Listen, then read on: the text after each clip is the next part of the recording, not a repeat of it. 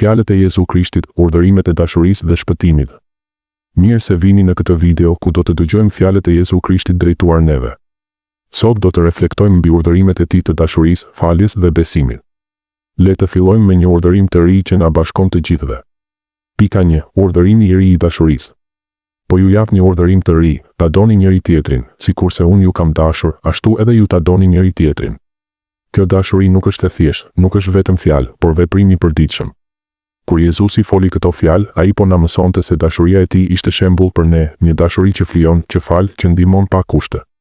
Imagjinoni sikur çdo ditë, në çdo takim me të tjerët, të silleni si ai, me durim, me mirësi, me falje.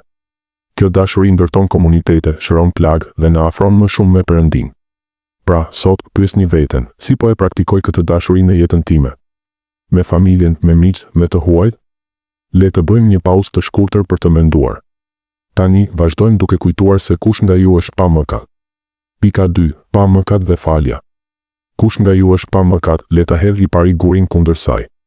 Këto fjalë të Jezu Krishtit na tregojnë se gjykimi ynë është i kufizuar, sepse të gjithë kemi nevojë për falje. Në histori, gratë dhe burrat që donin gur kundër një gruaje të akuzuar, u ndaluan nga Jezusi për të reflektuar mbi mëkatet e tyre. Kjo na mëson se falja nuk është dobësi, por forcë hyjnore. Ne nuk jemi gjyqtar, por dëshmitar të mëshirës.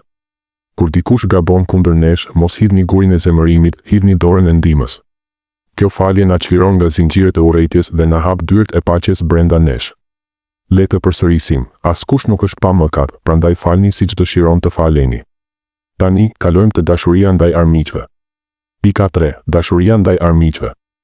Doni armiqt tuaj, bëni mirë atyre që ju urrejnë, bekoni ata që ju mallkojnë, lutuni për ata që ju keqtrajtojnë. Këto nuk janë fjalë të lehta, por urdhëra që ndryshojnë botën. Jezusi na sfidon të dalim jashtë zonës së rehatisë sonë. Kur dikush na urren, ne instinktivisht duam të hakmerremi, por ai thotë, bëni mirë. Kur na mallkojnë, bekoni. Kur na keqtrajtojnë, lutuni. Kjo nuk është e mundur pa fuqinë e Perëndis, por është e mundur sepse ai na ka dashur kur ishim armiq. Imagjinoni një botë ku çdo konflikt zgjidhet me mirësi, paqja do të sundonte. Sot, mendoni për një person që ju ka lënduar dhe lutuni për të. Kjo lutje do të shërojë zemrën tuaj më shumë se sa zemrën e tyre. Vazhdojmë me nevojën për të qenë si fëmijët. Pika 4. Si fëmijët e vegjël. Në të vërtetë po ju them, në qoftë se nuk ktheheni dhe nuk bëheni si fëmijët e vegjël, ju nuk do të hyni fare në mbretërinë e qiejve. Fëmijët janë të varur, besimplot, pa pretendime. Ata nuk mbartin mburje ose hakmarrje, thjesht besojnë dhe duan. Jezusi na fton të kthehemi në këtë pastërti, të hedhim poshtë maskat e të rriturve dhe të pranojmë mbretërinë si dhuratë. Në jetën e përditshme, kjo do të thotë të mos shqetësohemi për statusin, por të gjejmë gëzim në gjërat e thjeshta. Le të bëhemi si fëmijët, të pyesim, të mësojmë, të falim shpejt. Kjo kthim na hap dyert e parajsës. Tani, flasim për thesaret e vërteta. Pika 5. Thesaret në qiell. Mos mblidhni për vete thesare mbi tokë, ku i brejnë tenja dhe ndryshku, dhe ku vjedhësit shpërthejnë dhe vjedhin, përkundrazi mblidhni për vete thesare në qiell, ku as tenja as ndryshku nuk prishin dhe ku vjedhësit nuk shpërthejnë as nuk vjedhin, sepse ku është thesar juaj, atje do të jetë edhe zemra juaj. Të gjitha pasuritë toksore kalojnë, paratë, shtëpitë, fama. Por veprat e mira, dashuria, besimi, mbeten për jetë. Jezusi na pyet, ku është zemra jote? Nëse është te pasuria, do të shgënjesh. Nëse është te Perëndia, do të kesh paqe të përjetshme. Sot, në vend të blerjeve të panevojshme, jepni kohë për të ndihmuar të tjerët, ky është thesari i vërtetë. Vazhdojmë me fjalët dhe gjyqin. Pika 6. Fjalët dhe gjyqi. Po ju them se ditën e gjyqit njerëzit do të japin llogari për çdo fjalë të kollët që kanë thënë. Sepse në bazë të fjalëve të tua do të justifikohesh dhe në bazë të fjalëve të tua do të dënohesh. Fjalët tona kanë fuqi, mund të ndërtojnë ose të shkatërrojnë. Gjykimi nuk është vetëm për veprimet, por për atë që themi.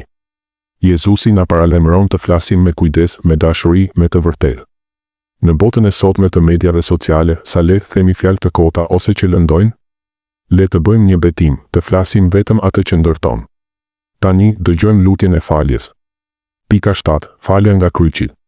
O atë, fali ata sepse nuk dinë ç'bëjnë. Edhe në vuajtjen më të madhe, Jezusi falte.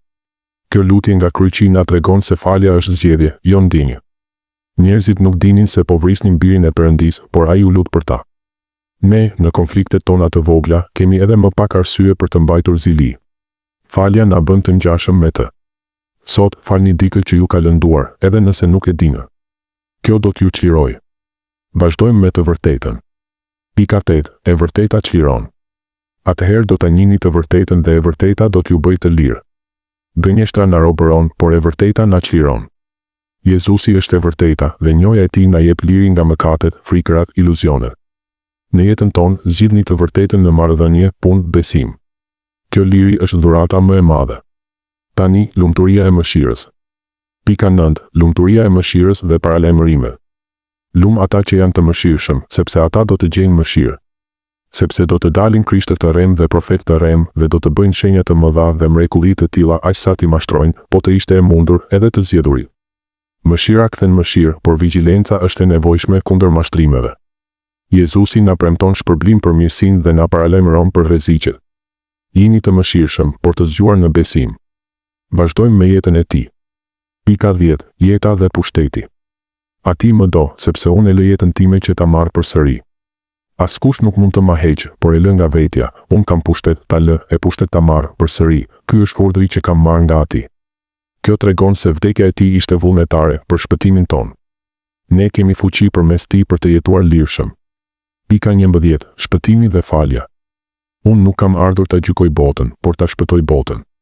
Sepse në qoftë se ju ua falni njerëzve gabimet e tyre, Ati juaj qiellor do t'ju fal edhe juve, por në qoftë se ju nuk ua falni njerëzve gabimet e tyre, as Ati juaj nuk do t'ua fal juve gabimet tuaj.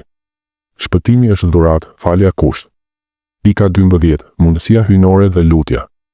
Për njerëzit kjo është e pamundur, por për Perëndin çdo gjë është e mundur.